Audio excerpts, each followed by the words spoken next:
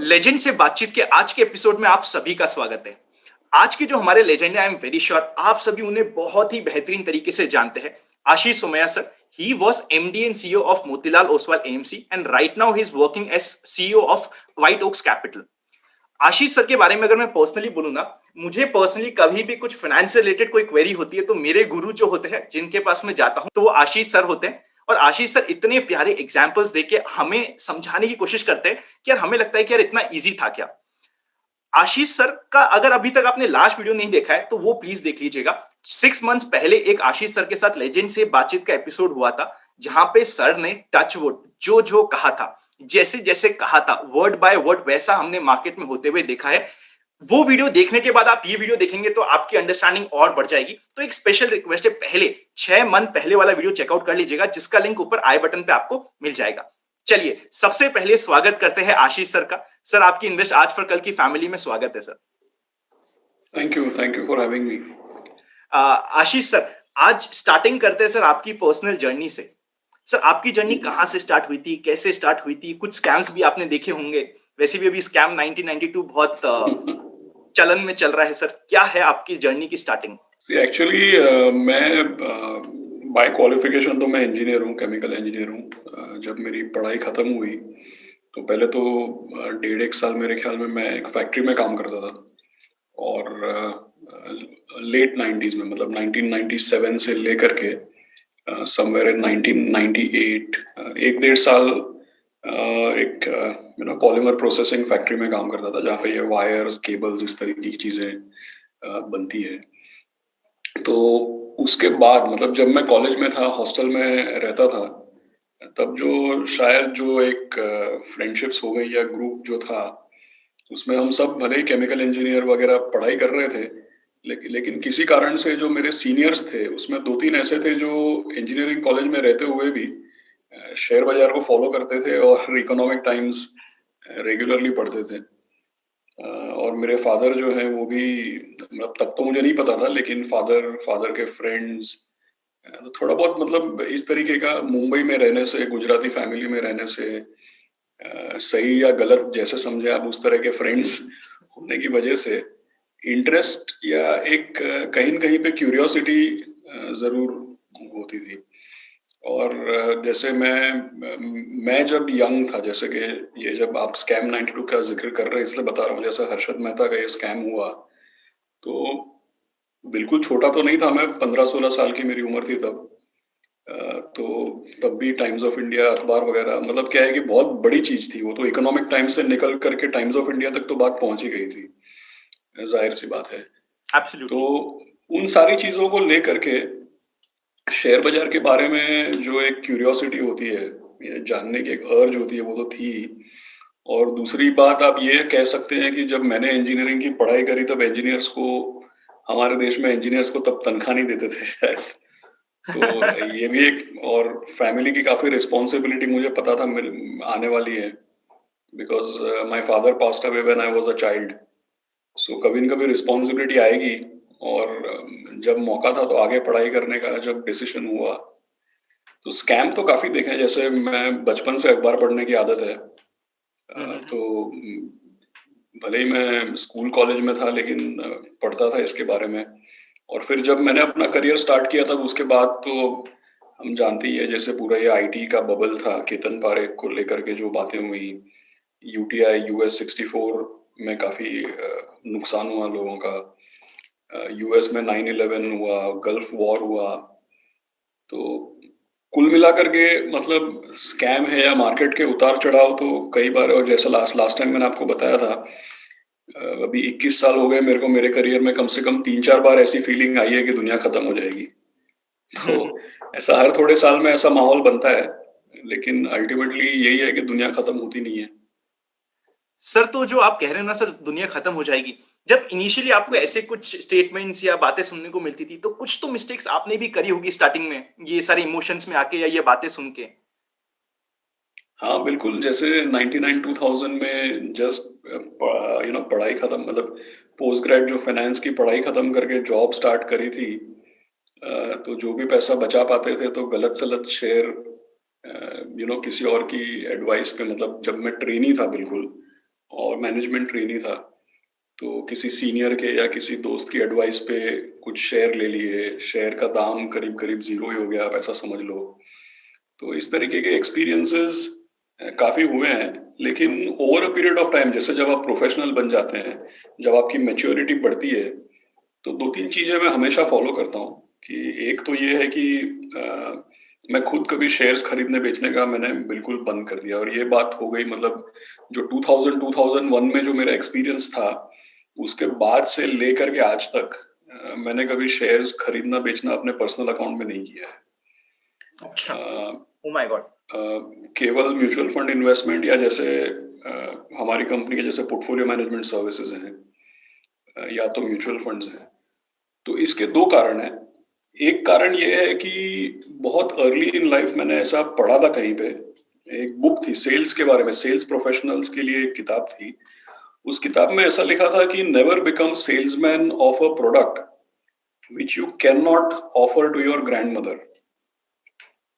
तो इसका क्या मतलब है कि अगर आप कोई सेल्स हेड हैं, सेल्समैन हैं, कंपनी के सीईओ हैं, जो भी हैं, अगर खुद का प्रोडक्ट आप खुद नहीं खरीदते हो, तब तो वो प्रोडक्ट आपको ग्राहक तक ले जाने का कोई अधिकार नहीं है।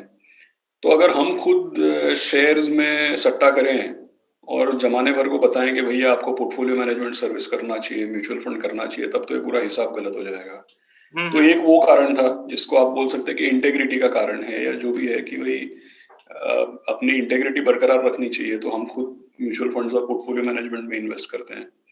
और दूसरा कंप्लायंस और गवर्नेंस का भी कारण है, हुँ। क्योंकि जब हमारे इतने बड़े-बड़े फंड्स इतने सारे इतना बड़ा कारोबार करते हैं, तो पर्सनल अकाउंट में हमको कोई बाइंग सेलिंग करनी नहीं है बिकॉज़ भले कुछ भी हो जाए, जो ट्रांज़ैक्शंस क्लाइंट्स के अकाउंट्स में किए जा रहे हैं, तो अपना पैसा भी वहीं लगाएँ। क्लाइंट्स के साथ जो ट्रांज़ैक्शंस हो रहे हैं, वही ट्रांज़ैक्शंस अपने भी होने चाहिए। अपने ट्रांज़ैक्शंस अलग करेंगे, अपना इन्वेस्टमेंट कहीं और करेंगे, तो ये तो बिल्कुल गलत हो जाएगा ना। जैसे मेरे पिछले ऑर्गनाइज़ेशन में जैसे मोतीलाल ओसवाल में जब था मैं, तो जानबूझ के हमने ऐसा एडवर्टाइज़मेंट भी बनाया था हुँ, कि हुँ। एक बंदा है जो रेस्टोरेंट का मालिक है, लेकिन वो खुद बाहर से खाना ऑर्डर करके खाता है। हाँ, तो हाँ, ऐसे हाँ। रेस्टोरेंट में तो आप जाएँगे नहीं कभी। हुँ, हुँ, हुँ, हुँ, हुँ। तो ये हमेशा से एक अपब्रिंगिंग रही है, जितने भी मेरे बॉसेस या लीडर्स के साथ मैंने काम किया है या जो मेरी खुद की भी सोच है, अ, उससे यही समझ में आया कि जहाँ क्लाइंट का पैसा लगता है, वहीं अपना भी लगना चाहिए। तो सर मतलब 2003 के बाद आपने डायरेक्ट शेयर्स में बिल्कुल काम नहीं किया कभी भी? नहीं, नहीं, 99 2000 ओह माय 2000 गॉड! के साल में जो मेरे को आज तक याद है किसी के बताने पे मैंने मास्टेक का शेयर लिया था। फिर तो बहुत साल कुछ नहीं हुआ, अब जाकर के फिर से कंपनी चल रही है। तो वो तो तब एक बार जो एक्सपीरियंस जो हो गया, शेयर लिए, बेच दिए, उसके बाद वो ये ऐसा एक एक 1-2 ऐसा कोई एग्ज़ाम्पल होगा, बट अदरवाइज़ मैंने पूरे 20-21 साल में 1-2 एग्ज़ाम्पल्स या 1-2 इंस्टेंसेस के अलावा खुद के अकाउंट में कभी शेयर ट्रेडिंग नहीं करी है एक्चुअली। Wow sir! हमारा जैसे कॉम्पेंसेशन होता है, जो कभी स्टॉक ऑप्शंस वगैरह होता है, तो वो तो ठीक है, that is part of compensation, तो उतना तो सँभालना ही पड़ता है। बट आम तौर पे पर्सनल अकाउंट में ऐसा कोई इन्वेस्टमेंट नहीं किया है। सर तो मतलब इसका अगर मैं कुछ कंक्लूजन लेने की कोशिश करूँ अपने अभी तक के कन्वर्सेशन का, मतलब पीएमएस और म्यूचुअल फंड्स हर एक पोर्टफोलियो के लिए, हर एक इन्वेस्टर के लिए कंपल्सरी है, ये तो उसके पोर्टफोलियो में होना ही चाहिए, चाहे वो कुछ भी करे। हाँ, बिकॉज़ हमको ऐसा लगता है कि ये जैसे प्रोफ़ेशनल्स का काम है ना, मतलब देखिए क्या है कि अगर किसी के पास 1 करोड़ रुपया है, 1 लाख रुपया है, 10 करोड़ जो भी जिसकी भी जो भी अमाउंट है, अगर अपनी नॉलेज बढ़ाने के लिए खुद अपने आप इन्वेस्टमेंट बाइंग, सेलिंग, ट्रेडिंग कर रहे हैं, तो क्या है कि उसमें कोई हर्ज नहीं है। That experience is good experience. उससे आपको समझ में आएगा कि भई ये कितना आसान या कितना मुश्किल है, राइट? लेकिन ज़्यादातर क्या है कि अगर आपका फुल टाइम जॉब ये नहीं है, देन इट इज़ बेटर कि आप म्यूचुअल फंड या पोर्टफोलियो मैनेजमेंट में इन्वेस्ट करिए। देखिए, हर चीज़ का तो हम प्रोफेशनल्स के पास जाते हैं, हुँ। राइट? लॉयर है, चार्टर्ड अकाउंटेंट है, डॉक्टर है, इंटीरियर डिज़ाइनर है। हर चीज़ के लिए आजकल प्रोफेशनल्स है, हेल्थ के लिए फिटनेस ट्रेनर, मतलब लोगों के पास आजकल काउंसलर्स हैं, साइकोलॉजिकल काउंसलर्स हैं, करियर काउंसलर है, लाइफ काउंसलर है। अब हर चीज़ के लिए तो हम लोग प्रोफेशनल्स को रेफ़र करना शुरू कर दिए हैं। हुँ, हुँ, हुँ। तो इन्वेस्टमेंट एक ऐसी चीज़ है, अनफॉर्च्यूनेटली लोगों को लगता है कि नहीं बाकी सब ठीक है, इन्वेस्टमेंट तो हम कर सकते हैं मतलब। मतलब अखबार पढ़ लिया, टीवी देख लिया, सोशल मीडिया फॉलो कर लिया तो ऐसा लगता है कि भई ये अपने से हो जाएगा। और दूसरी प्रॉब्लम क्या है कि इसके बारे में बोस्टिंग भी बहुत होती है। देखिए, ये एक ऐसी चीज़ है, समझो कि मैं गाड़ी खरीदता हूँ, ठीक है? मैं अपनी गाड़ी से खुश नहीं हूँ, गलत गाड़ी मैंने खरीद ली। तो मैं मिलता हूँ आनंद भाई को कभी सोशल गेट टुगेदर में, आप पूछेंगे तो मैं बोल दूँगा यार ये गाड़ी ली थी मैंने, साल 2 साल में बदल दूँगा, गलती हो गई है, अगली बार से ये गाड़ी नहीं लूँगा मैं। या अगर आप किसी हॉलिडे वेकेशन पे चले जाते हैं, तो कई चीज़ें ऐसी हैं जहाँ पे आप डिसीज़न लेते हैं, गलत डिसीज़न हो जाने पे मान लेते हैं, ठीक है, हो गया। लेकिन इन्वेस्टमेंट वाला चीज़ ऐसा है कि हम मानते भी नहीं, मतलब लोग जैसे सोशल इंटरेक्शन में मिलते हैं किसी को, तो बोलते हैं, "हाँ, अरे ये तो अपना तो सब ठीक ही चल रहा है। अब सोना है कितने सोना। गड़े मुर्दे हैं, उसके बारे में तो कोई बोलता नहीं है।" हाँ, हाँ, सो हाँ। ये सब प्रॉब्लम्स है, साइकोलॉजिकल इश्यूज़ काफ़ी है इन्वेस्टमेंट को लेकर के। अपना इमोशनल, मेंटल मेकअप बनाए रखना बहुत मुश्किल है। तो काफ़ी कारण है जिसकी वजह से प्रोफ़ेशनल्स को रेफ़र करना ज़रूरी होता है। अगर आपने वो मुन्ना भाई एमबीबीएस की मूवी देखी है, तो बमन ईरानी जब वो मेडिकल क्लास में एग्ज़ाम्पल दे हाँ, रहे होते हैं कि भाई भले ही मैं दुनिया का सबसे बड़ा सर्जन हूँ, लेकिन अपनी बेटी का सर्जरी करने पे मेरे हाथ काँपने लगेंगे। तो बताता ना, जैसे पेशेंट के साथ इमोशनल अटैचमेंट नहीं होना चाहिए, पेशेंट केवल एक बीमार शरीर है। तो इन्वेस्टमेंट में भी यही होता है कि लोग अपना खुद का इन्वेस्टमेंट करने पे बहुत इमोशनल हो जाते हैं। तो काफ़ी सारे ऐसे रीज़न्स हैं जिसकी वजह से प्रोफ़ेशनल इन्वॉल्वमेंट रिक्वायर्ड है। खुद के एक्सपीरियंस के लिए थोड़ा बहुत खुद कर लीजिए, उसमें कोई हर्ज नहीं है, उससे आपको पता चलेगा कितना आसान है या कितना मुश्किल है। अगर आपको सब समझ में आता है, अगर आपके लिए सब कुछ आसान है और अच्छे रिज़ल्ट मिल रहे हैं, तब तो आपको वाई प्रोफ़ेशनल नॉट? की ज़रूरत नहीं है। बट बाय एंड लार्ज मुझे ऐसा लगता है कि 90-95% जितने इन्वेस्टर्स हैं, उनको तो ज़रूरत पड़ेगी शायद। बिल्कुल ठीक बात है सर, हमारा भी यही टेक रहता है कि आप करो डायरेक्ट शेयर्स में, पर म्यूचुअल फंड या पीएमएस में कुछ एलोकेशन होना आपका ज़रूरी है, कहीं ऐसा ना हो आपके लॉन्ग टर्म गोल आपके इमोशंस के चक्कर में ऊपर-नीचे हो जाए। सर एब्सोल्यूट, इमोशंस है, ईगो है, मिसअंडरस्टैंडिंग्स हैं, बहुत कुछ है। इन्फॉर्मेशन को नॉलेज समझ बैठना बैठना ये तो सबसे बड़ा प्रॉब्लम है। बिल्कुल ठीक बात है, ये हमारी एक बार बात भी हुई थी इस बारे में। सर इसमें अभी तक तो देखिए बजट तक तो जो आपने लास्ट 6 महीने में कहा था, 6 महीने पहले रदर कहा था वैसा का वैसा हो गया। यहाँ से अब जी। हमारा क्या आउटलुक है मार्केट को लेके? देखिए,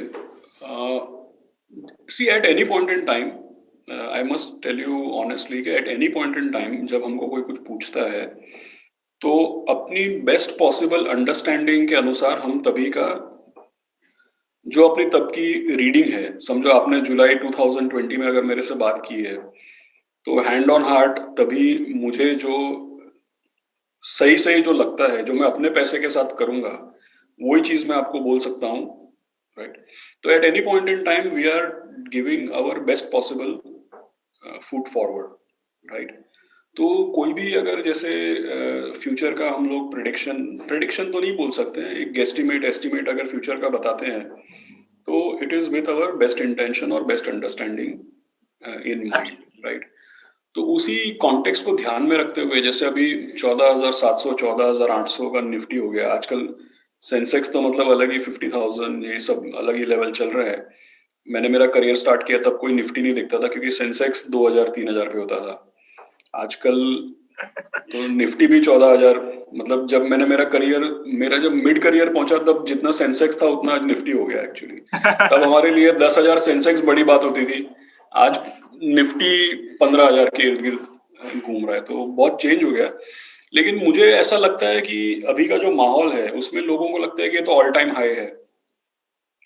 तो पहला मैं क्लैरिफाई करना चाहूंगा कि ये ऑल टाइम हाई वाला जो डिस्कशन है, ये बिल्कुल ही यूजलेस डिस्कशन है, क्योंकि कभी भी जब ऑल टाइम हाई होता है, it is always preceded by multiple all time highs, correct?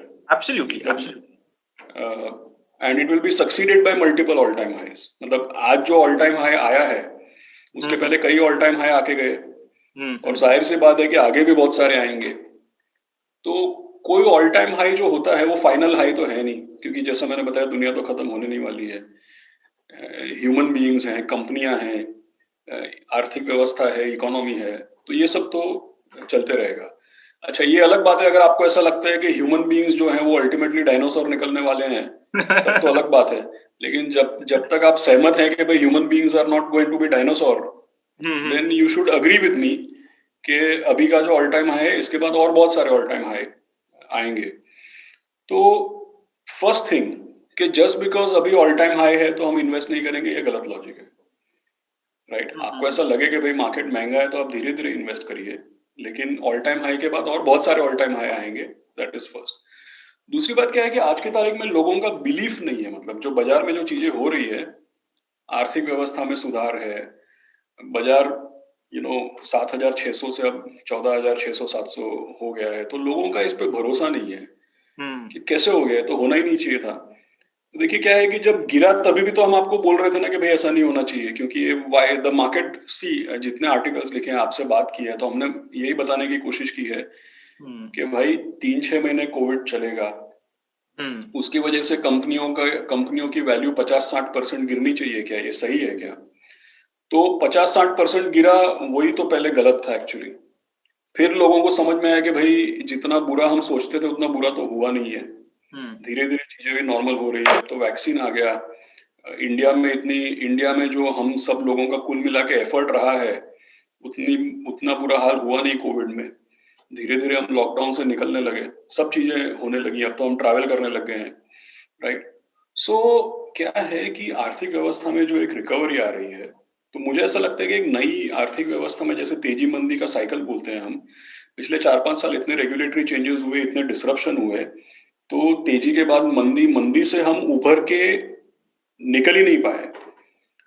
अब कोविड से ये हुआ है कि पूरे हम तो अपने जहां थे वहीं आ गए, लेकिन पूरे दुनिया भर का जो माहौल है वो फिर से zero interest rate, high liquidity, तो एक रीसेट बटन प्रेस हो गया, ऐसा आप सोचिए।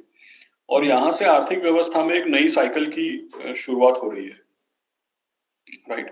तो मुझे ऐसा लगता है कि इन्वेस्ट कंटिन्यूसली करना चाहिए। लास्ट एक मैं आपको एग्जांपल दूंगा कि जब मैंने मेरा करियर स्टार्ट किया तो सेंसेक्स एक बार 2000 में 6,000 पे गया, उसके बाद बड़ी गिरावट आई, और 2003 में मैंने देखा कि लोएस्ट लेवल में अप्रैल 2003 में सेंसेक्स का लेवल हो गया 2,600। बिल्कुल ठीक है। ठीक।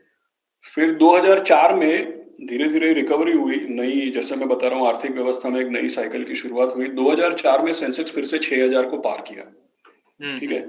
अब आप सोचिए कि जब वो फिर से 6,000 को पार किया, तब लोग सोचते कि अब तो ऑल टाइम हाई पे आ गया, अब तो रिकवरी आ गई, चलो निकल जाते हैं। तो उसके बाद तो 6,000 का 21,000 हो गया।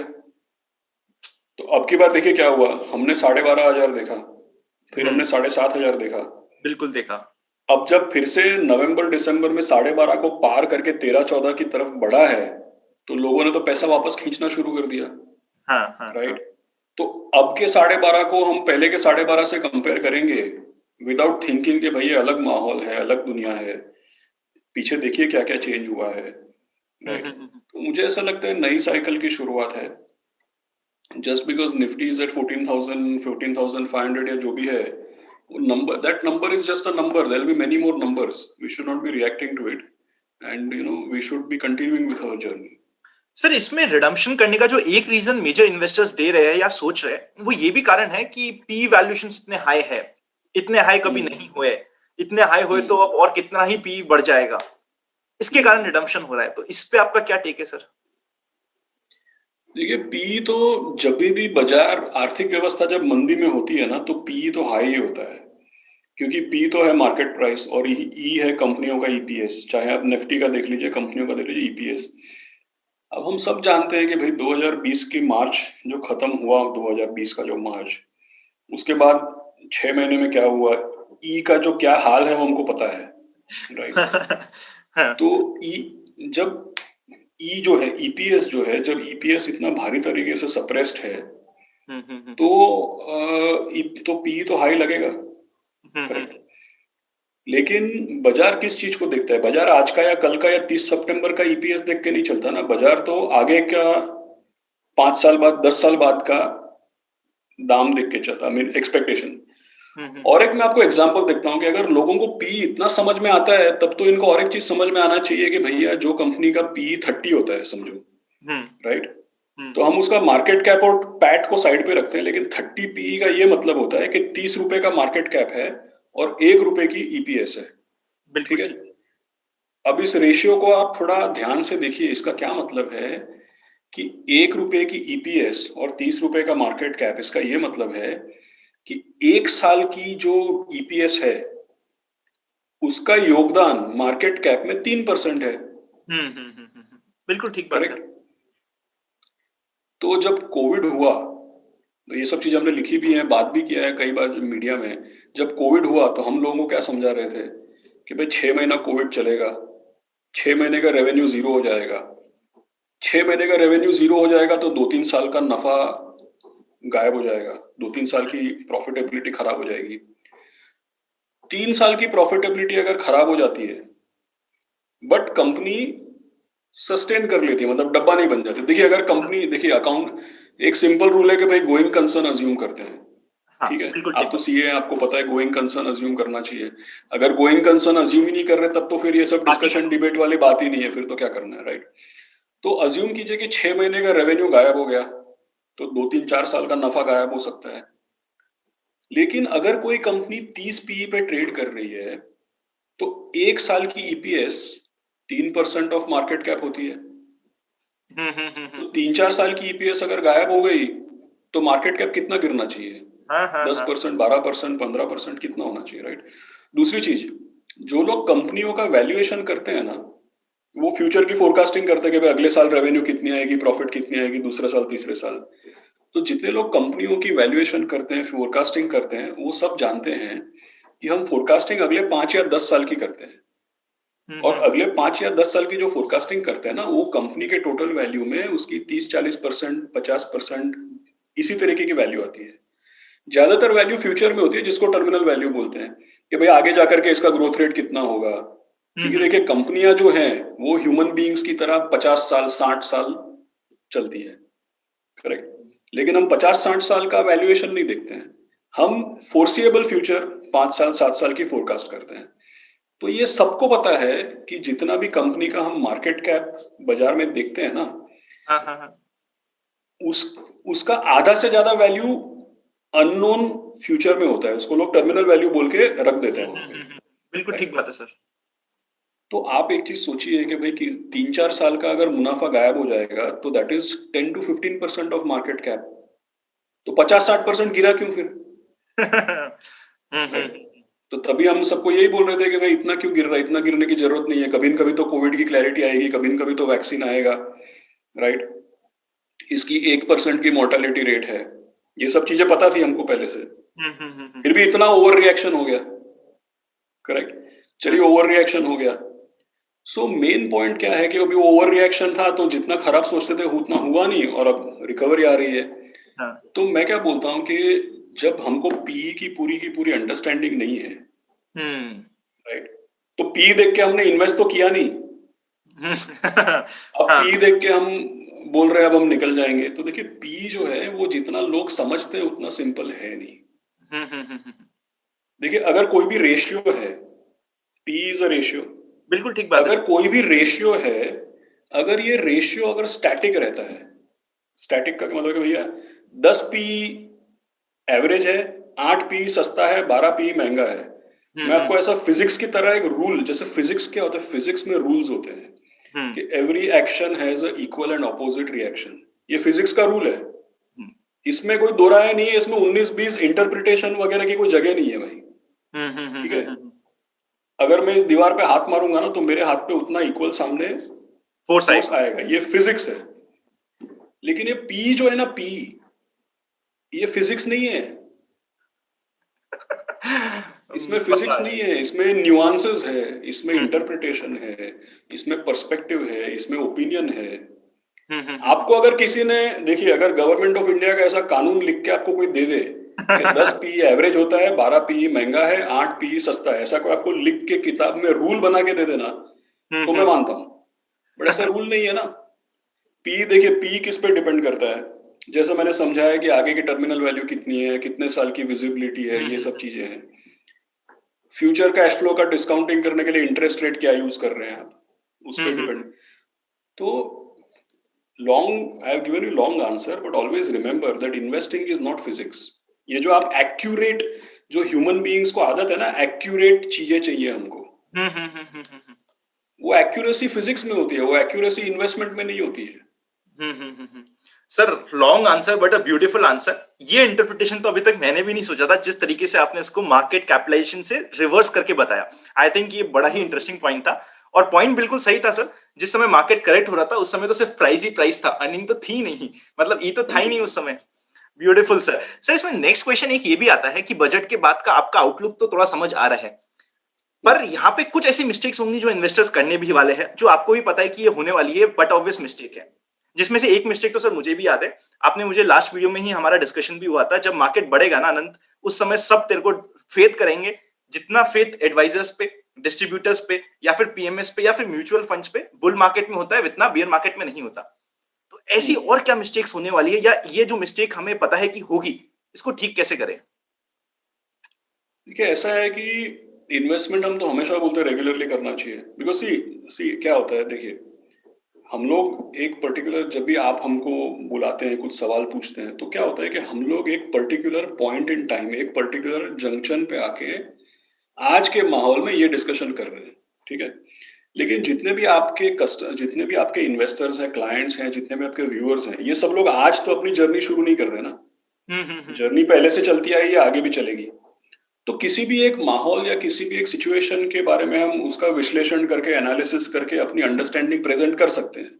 लेकिन इन्वेस्टमेंट तो आज रुकनी नहीं है और आज शुरू होनी नहीं है, वो तो एक जर्नी है। तो जर्नी का ऐसा है कि भाई आपको रेगुलरली इन्वेस्टमेंट करना चाहिए, राइट।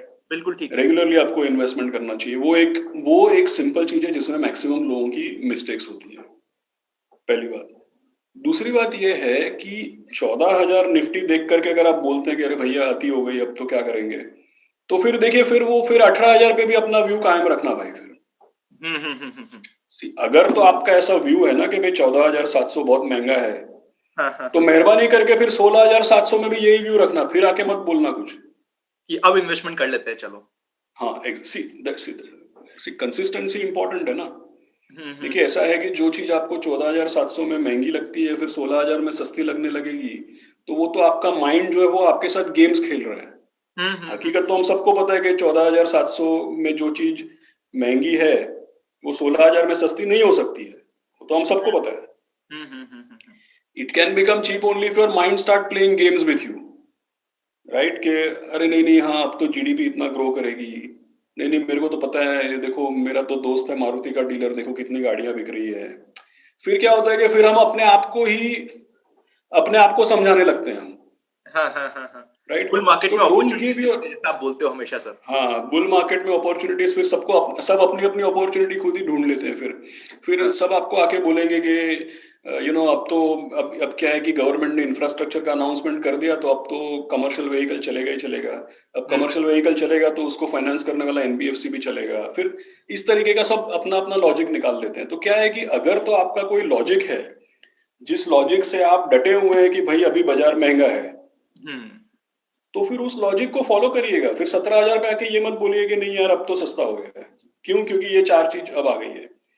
सो सो मतलब कंसिस्टेंसी सर, ऑफ थिंकिंग। सो मतलब अगर सर मैं जस्ट आपको एक बार रोकूं बीच में, आप कहने वालों कि 17,000 होने वाला है? बिल्कुल हो सकता है, बिल्कुल हो सकता है। I don't know the exact timeline, but बिल्कुल हो सकता है। हम्म। और मुझे नहीं लगता है कोई बहुत ज्यादा दूर नहीं है, क्योंकि अगर देखिए हम्म। आर्थिक व्यवस्था में, जब मैं बोल रहा हूँ कि आर्थिक व्यवस्था में एक नई साइकिल की शुरुआत होगी, राइट। जब एक साइकिल, देखिए क्या है, पिछले 4-5 साल में हमने इतने मार क्यों खाए, हो आप ध्यान से एक बार देखिए। जब ये नई सरकार आई तो काफी एक्सपेक्टेशंस थी, हम्म। राइट। बट इन्होंने क्या है कि इनको एक दाद देनी चाहिए कि इन्होंने लॉन्ग टर्म गेम खेला, इन्होंने शॉर्ट टर्म वाले काम किए हैं। तो जितने भी डिसरप्शन, देखिए कुछ सही कुछ गलत, कुछ इम्प्लीमेंटेशन अच्छा कुछ इम्प्लीमेंटेशन खराब, हमको उससे लेना देना नहीं है। मैं क्यों बोला कि लॉन्ग टर्म चीजें की, क्योंकि आप देखिए जितने भी डिसरप्शन ले सकते थे सारे ले लिए इन्होंने।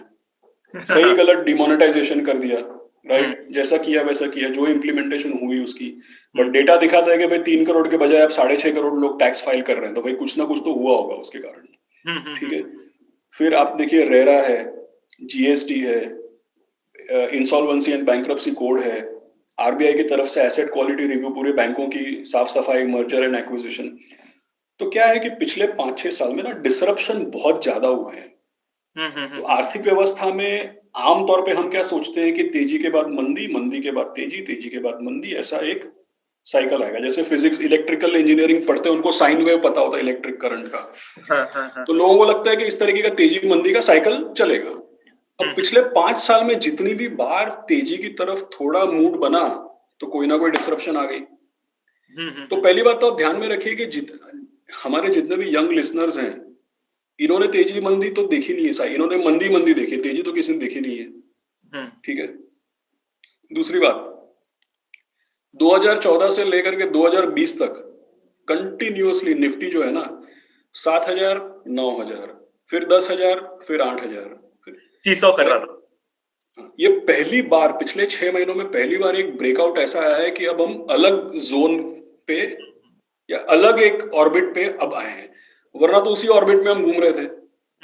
मैंने देखा है पिछले 5-6 साल में 3 या 4 बार हमने 7,500 8,000 देख लिया एक्चुअली। हाँ हाँ राइट, हाँ। फिर के राइट। तो हम मंदी ही मंदी में रहे, हमने तो तेजी देखा ही नहीं है इतने समय से। करेक्ट। हम्म। तो जब मैं किसी को बोलता हूँ ना कि 14,000 निफ्टी 17 भी हो सकता है तो उनको अनबिलीवेबल लगता है। हम्म। क्यों अनबिलीवेबल लगता है भाई? हमने तो अपने करियर के शुरुआत में निफ्टी 1,000 के लेवल पे भी देखा है। हम्म। राइट। तो ये जर्नी है। करेक्ट। सो आप जो बोल रहे थे क्या गलतियां होती हैं, गलतियां यही होती हैं कि कई बार भाव देख करके लोग अपना मूड बनाते हैं, वो सबसे बड़ी गलती है। हाँ हाँ हाँ हाँ। अगर आप 7,500 निफ्टी में बोलेंगे कि अब तो 6,000 हो जाएगा हम्म। और 14,000 निफ्टी में बोलेंगे अब 16,000 हो जाएगा, हाँ हाँ हाँ दैट लॉजिक इज रॉन्ग। फिर 16 पे बोलेंगे 18 हो जाएगा, फिर हाँ। 18 से गिर के 15 आया तो फिर बोलेंगे नहीं अब तो 12 हो जाएगा। दोबारा हो जाएगा। तो हाँ, सो इफ यू अगर हवा का रुख देख करके आप चलते हैं तो फिर तो पैसा नहीं बनेगा ना। सो मतलब एक तो पहला पॉइंट तो ये हुआ कि कंसिस्टेंसी तो मेंटेन करनी ही पड़ेगी हमें। बिलीफ चाहिए, बिलीफ। बिलीफ चाहिए, भरोसा, कन्विक्शन पे कन्विक्शन तो हो। अगर तो आपको किसी चीज में बिलीफ ही नहीं है तो फिर आप कैसे, किस बेसिस पे कुछ करोगे? सर इसी के साथ साथ सेक्टर्स और एक मिड कैप स्मॉल कैप, मेरे को याद है सर हमारा जब लास्ट टाइम एक बार जस्ट इनफॉर्मल कन्वर्सेशन हो रहा था, आपने कहा था अनंत तू मिड कैप स्मॉल कैप की बात करता है, अभी तो इंडिया खुद एक स्मॉल कैप है वर्ल्ड के मैप में देखे तो। यहां से अब going forward small cap mid cap और सेक्टर्स में आपका क्या टेक है सर? ठीक है, small cap and mid cap, इसका एक बहुत सिंपल रीजन है। कई बार लोग क्या बोलते हैं, लार्ज कैप इज सेफर। ठीक है। अच्छा, अब लार्ज कैप कंपनियां कितनी है? जैसे रेगुलेटर ने डेफिनेशन दिया है कि लार्ज कैप ऊपर की 100 कंपनी को लार्ज कैप बोलते हैं, तो 100 कंपनी लार्ज कैप है। उसके बाद 150 कंपनियां मिड कैप हैं, तो 101 से लेकर के 250। ठीक है। और बाकी सब कुछ स्मॉल कैप है। करेक्ट। तो अगर आपको चॉइस करनी है, करेक्ट, जैसे अगर तो आप स्टीव जॉब की तरह हर दिन ब्लैक टी शर्ट और ब्लू जीन्स पहनते हैं, तब तो क्या गलती होगी ना आपसे? मतलब आप कहीं भी जाना है, आपको ब्लैक जीन्स और ब्लैक टी शर्ट और ब्लू जीन्स पहनना है, तो सिंपल है, कुछ गलती होने वाली है नहीं उसमें। लेकिन अगर आपके पास ऐसी वार्डरोब है, मतलब जिसमें आपने 1,000 तरीके के जैकेट और 50 तरीके के जूते टांग के लटका के रखे हैं, तो पॉसिबल भी है कि आप गलत जगह पे गलत चीज पहन के चले जाओ या कुछ गलत चॉइस कर लो आप। Right. So the point is that कि लार्ज कैप में, मतलब how many large caps are there? 100 large caps, but how many small caps are there? More than 2,500। Correct. तो रिस्क वहीं पे है, लेकिन तो रिस्क है वहां पे, गलत चॉइस हो सकती है, गलत कंपनी आप पकड़ सकते हो। मतलब 2-2,500 कंपनियों में से आपको पता है 5 साल का अगर आप एक पीरियड देखते हैं ना, तो एक बार हमने एनालिसिस किया था कि 5 साल के पीरियड में एक आधा परसेंट ऐसा होता है, मतलब 25,000 कंपनी में से 5 साल के पीरियड में 15-20 कंपनी भी नहीं होगी जो लार्ज कैप बन जाती है, स्मॉल कैप से निकल के लार्ज कैप। स्मॉल कैप से निकल के मिड कैप भी 2-3% कंपनियां बनती है। ऑब्वियस है कि उसमें रिस्क है, लेकिन ये भी फैक्ट है कि रिटर्न उसी में बनेगा। रिटर्न मतलब एक्स्ट्रा, ज्यादा रिटर्न, आउट परफॉर्मेंस या एक्सपोनेंशियल या मल्टीप्लिकेशन या मल्टीबैगर जो लोग बोलते हैं। सो रिस्क की वजह से उसको बोल सकते हैं कि small cap investing, mid cap investing, it's risky but it's a necessary evil, ऐसा बोल सकते हैं आप। सर इसी के साथ साथ एक और जो क्वेश्चन साथ ही इससे जुड़ा हुआ रहता है वो ये, बाय एंड फॉरगेट स्ट्रैटेजी। होता है कैसा, डायरेक्ट इक्विटी इन्वेस्टिंग में मैं यूजुअली सर ये बिलीव करता हूँ कि अगर आप डायरेक्ट इक्विटी कर रहे हो करो, बट साथ में जो अपना लॉन्ग टर्म गोल है ना, उसके लिए एटलीस्ट 60% आपका टोटल पोर्टफोलियो का म्यूचुअल फंड या पीएमए से कुछ सिस्टमैटिक मैनर में रखो।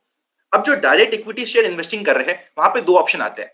पहला ऑप्शन जो हमें ट्रेडिशनली हमेशा समझाया गया है कि बाय करके भूल जाओ, कि आपने बाय कर लिया भूल जाओ। दूसरा ऑप्शन ये आता है कि बाय करके मॉनिटर करो, मार्केट की रिस्पेक्ट करो और मार्केट के अकॉर्डिंग चेंज करते चलो। आपका क्या इस पे टेक है? क्योंकि मेरा पर्सनल जस्ट एक पॉइंट मैं और ऐड करना चाहूंगा, जब हम बाय एंड फॉरगेट करते हैं ना सर, जिसमें लॉस होता है ना, उसको तो हम बाय एंड होल्ड करके उसको फॉरगेट करना। फॉरगेट कर जाते हैं। प्रॉफिट वाले में प्रॉफिट लेने से पहले किसी से पूछते नहीं है। आपका इस कंप्लीट सिनेरियो पे या बाय एंड होल्ड की स्ट्रैटेजी पे क्या टेक है डायरेक्ट इक्विटी शेयर्स में? सी, जो अभी आपने जो क्लोजिंग कमेंट आपने किया ना आपके क्वेश्चन के पहले, कि जब लोग बाय एंड होल्ड करते हैं, बाय एंड फॉरगेट करते हैं, तो जिसमें पैसा बनता है, इजाफा होता है, उसको प्रॉफिट ले लेते हैं, लेकिन जो जहाँ पे नुकसान है उसको फॉरगेट करने की कोशिश करते हैं, राइट? उसी में उसका आंसर है। उसका आंसर ये है कि बाय एंड होल्ड होता है, बाय एंड फॉरगेट तो बिल्कुल कतई नहीं होता है। बाय एंड होल्ड का भी मतलब क्या होता है कि भाई मॉनिटर तो करना पड़ेगा ना, क्योंकि कंपनियां हर महीने अपना सेल्स नंबर कुछ निकालती हैं, हर तिमाही अपना रिजल्ट निकालती हैं, राइट? तो जैसे हम मोतीलाल ओसवाल में काम करते थे इसके पहले, तो वहां पे हमेशा ऐसा बताते थे बाय एंड होल्ड, जिसको हम बिलीव भी करते हैं, आज भी मैं बिलीव करता हूँ। लेकिन बाय एंड होल्ड का मतलब ये थोड़ी होता है कि हम मॉनिटर नहीं करेंगे कि हो क्या रहा है, राइट? बाय एंड होल्ड का मतलब यही होता है कि भाई अच्छी से अच्छी कंपनियां भी जो हैं, ठीक है, अच्छी से अच्छी कंपनियां जो हैं, इनके भी 6 महीना 1 साल खराब हो सकता है। अब उस 6 महीना 1 साल जो इसका खराब हो सकता है ना, उसमें आपके पास दो राहें हैं। एक तो ये है कि आप बोलोगे नहीं ठीक है, ठीक हो जाएगा। आप उसमें थोड़ा अंदर डेप्थ में जाइए, पता करिए कि ये 6 महीना 1 साल 2 साल अगर खराब है तो क्यों खराब है, राइट? क्या ये कंपनी में इतनी क्षमता है कि इसमें से उभर के आएगी? Is it part of business और something is really wrong with this company, correct? जैसे अभी आप देखिए पिछले 2 साल में मारुति, आयशर, जो दिग्गज बड़ी, हीरो, बजाज, बड़ी बड़ी दिग्गज ऑटो कंपनीज जो हैं, पिटाई होगी ना सबकी। पहले तेल का दाम 90 हो गया, फिर क्रेडिट क्राइसिस आ गया, फिर इंश्योरेंस के दाम बढ़ गए, रोड टैक्स, रजिस्ट्रेशन, मंदी आ गई, BS6 का ट्रांजिशन आ गया, सारी चीजें हो गई। मारुति का दाम 10,000 9,000 का 4,000 हो गया, 4,000 से फिर 8,000 के ऊपर चला गया, राइट? अब फिर 1,60,000 गाड़ियां बिकने लग गई। मारुति का मार्केट शेयर तो अभी भी 50% के ऊपर है। तो देखिए रिस्क क्या है कि जब 2017-18 में मारुति बढ़िया कर रही है ना, तो सबको लगता है मारुति है, क्या प्रॉब्लम है? मर्सिडीज बनेगी यही। हाँ, तो 2018-19 में जब भाव 4,000 हो गया तो लोगों को लगता है खत्म हो गया, डब्बा हो गया, अब तो सब उबर ओला में ही जाएंगे, अब तो कोई मारुति खरीदेगा नहीं। See, this is wrong. This is wrong. See, if you are a buy and hold investor, then you need to just, जब बुरा मारुति का दाम, अच्छी बढ़िया ब्लू चिप कंपनी, इसका दाम आधा हो गया, राइट? तो जब आधा हो गया तो आपको उसके अंदर डेप्थ में जाके पता करना पड़ेगा ना कि भाई क्या होगा, राइट? तो जिन्होंने पकड़ के रखा, या एक्चुअली जो बाय एंड होल्ड इन्वेस्टर ऐसे भी होंगे जिन्होंने ऐड भी किया होगा, राइट? तो बाय एंड होल्ड का मतलब ये थोड़ी है कि आप कोई ट्रांजैक्शन ही नहीं करोगे, कंपनी का डेप्थ में जाके देखोगे ही नहीं। अब वो जितने भी लीडर थे ना, देखिए जितने लीडर थे वो सब फिर से सब लीडर, मतलब आज मारुति लीडर है, आयशर भी लीडर है, हीरो भी लीडर है, और बजाज भी जो अपना बढ़िया काम कर रहा था एक्सपोर्ट, मतलब बिकॉज ऑटोमोबाइल्स में कंपनियां कितनी, और इंडिया में ऑटोमोबाइल की अभी तो जर्नी शुरुआत भी नहीं हुई है। आपको पता है दुनिया भर का रूल क्या है कि $4,000 पर कैपिटा इनकम पे ऑटोमोबाइल की जर्नी शुरू होती है। आज हम $2,000 पर कैपिटा पे हैं, ठीक है? तो बाय एंड होल्ड का मतलब ये नहीं बनता है कि आप भूल जाए उसको। बाय एंड होल्ड का मतलब ये बनता है कि आपको वो बिजनेस समझ में आता है, आपके माइंड में क्लियर है कि भाई इंडिया में ऑटोमोबाइल की जर्नी है, आपके माइंड में ये भी क्लियर है कि भाई जहां तक मुझे समझ में आता है मारुति लीडर रहेगी इसकी, राइट? तो उस तरीके की सोच आपकी होनी चाहिए। दूसरी चीज है कि अगर आप एक बाय एंड होल्ड इन्वेस्टर है, तो हर महीने, हर क्वार्टर, हर 6 मंथ्स और हर ईयर आप इंडेक्स को बीट करेंगे, आप सारे के सारे अपने कॉम्पिटिटर्स को बीट करेंगे, ये नहीं हो सकता है। क्योंकि जो एक हाई कन्विक्शन पोर्टफोलियो है, इसमें क्या है कि मतलब इंडेक्स में तो कभी कुछ चलेगा, कभी कुछ और भी चलेगा। कभी-कभी अच्छी कंपनियों के दाम बहुत बढ़ जाते हैं, फिर एक करेक्शन आती है, फिर 6-8 2-4 क्वार्टर के रिजल्ट निकलते हैं, फिर चलने लगता है। तो उसमें हम्म। पेशेंस चाहिए। उसमें आप हर क्वार्टर देखेंगे कि आउट परफॉर्मेंस है, अंडर परफॉर्मेंस है, कौन-सा कॉम्पिटिशन आगे, कौन-सा कॉम्पिटिशन पीछे, वो नहीं चलता है। क्या है कि मेरी एक लर्निंग है कि भई इसमें राइट रॉन्ग नहीं होता है। हम्म। आपका इन्वेस्टमेंट के पास आपके कोई भी इन्वेस्टमेंट से आपकी क्या एक्सपेक्टेशन है? आपकी उस इन्वेस्टमेंट के बारे में कितनी गहरी समझ है? आपकी मेंटालिटी कैसी है? आपकी साइकोलॉजी, मेंटालिटी कैसी है? अगर आप ऐसे इन्वेस्टर हैं जो ये चाहते हैं कि भाई देखो I am managing for relative returns, जैसे अब मैं व्हाइट ओक में काम करता हूँ। Our philosophy is very clear, we are not trading, we are not buy and hold, hmm. we are holding a portfolio of best possible companies, hmm. give best possible relative performance. What it means, we would like to beat the index in as many quarters as possible, and we would like to be top quartile performance compared to our peers. Hmm.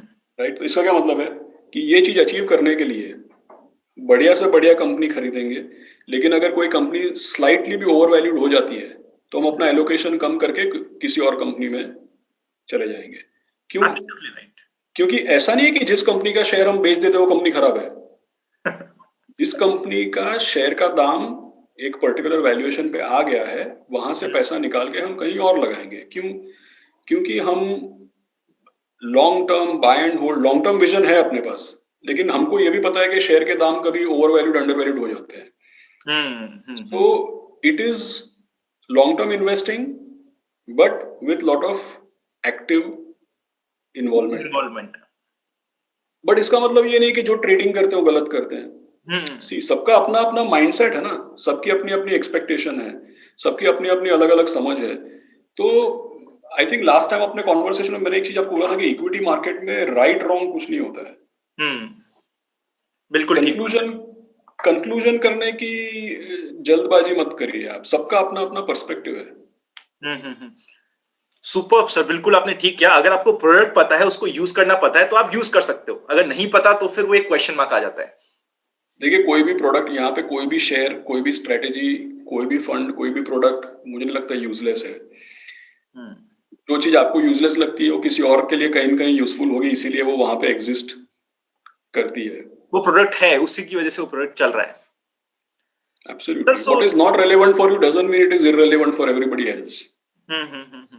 So you go as per your preference and as per your liking, but don't start assuming that what others are liking is wrong.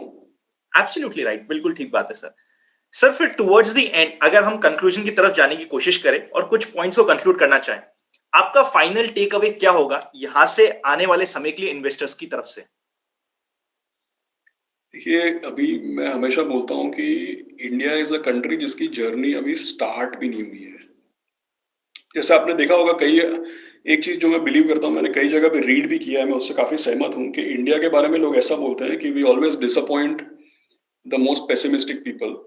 See, we always disappoint the optimists, but we always disappoint the pessimists also, right? So it's our country is basically a magical country. है मतलब definitely यहाँ पे कुछ होने वाला है। भाव बढ़ने वाला है। हाँ, इंडिया का भाव बढ़ने वाला so actually you have to remain invested. है। There is definitely some magic which is happening. More magic is going to happen. Beautiful lines sir, beautiful lines sir. Thank you so much for coming, और आपने इतना बेहतरीन तरीके से हमें एक एक पॉइंट समझाया और निफ्टी की ऐसी एक्सपेक्टेशंस हमारे दिमाग में सेट करी जो शायद अभी काफी इन्वेस्टर्स के दिमाग में आज के दिन तो एटलीस्ट नहीं है, या डर लग रहा है इतना सोचने में भी। मतलब आज तो अगर 17 साल की बात करें तो डर लगता है कि यार ये सोच कैसे सकते हैं। आपने एटलीस्ट सोच तो हमारी वहां तक पहुंचाई, उसके लिए thanks a lot and means a lot कि आप वापस से हमारे पास आए और इतना ब्यूटीफुल डिस्कशन किया sir. Thank you. All the best. Thank you very much. Thank you.